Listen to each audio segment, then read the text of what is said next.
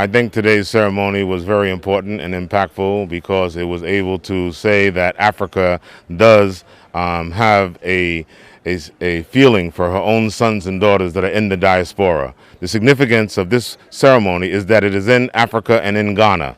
And Ghana has been a stronghold for the whole Pan-African movement.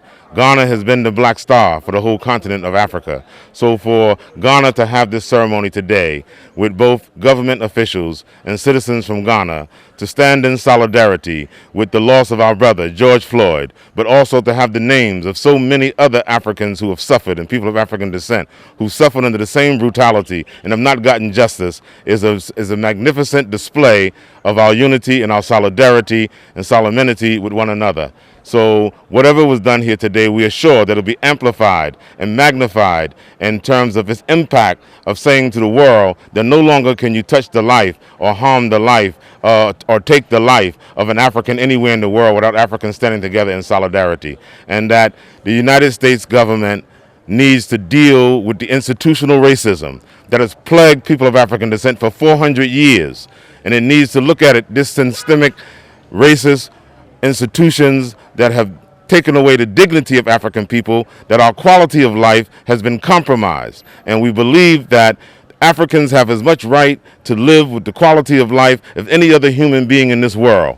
And that the United States government severed its ties with the United Kingdom based upon the principles that we hold this truth to be self-evident, that all men are created equal and are endowed with the inalienable rights of life, liberty, and the pursuit of happiness. And this has been denied the African for 400 years.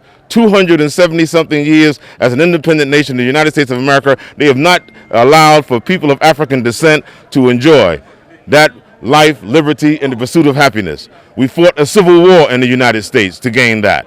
We had the 13th Amendment legislated to gain that. We had the 14th Amendment legislated to gain that. We had a civil rights movement legislated to gain that. And still in 2020, we have teenagers and young people marching throughout the streets of America saying Black Lives Matter. Well, Black lives have always mattered. So now it is time for us to stand up and say enough is enough. It's not about slogans. It's not about marching. It's not about demonstrations. It's about concrete action that we must take as a people, and that's collectively. So we do celebrate some of those of white ancestry, those white Americans who have taken to the streets and have demonstrated, to have also said enough is enough, because it doesn't only take Africans. We've stood alone. We've cried alone. We've been at our funerals alone. But it's important that the world stands up and stands by so we know who our friends are, because God will change this dynamic. And we will remember who our friends are when the Almighty God, the true supreme judge of the universe, brings about his judgment on those who have mistreated his children.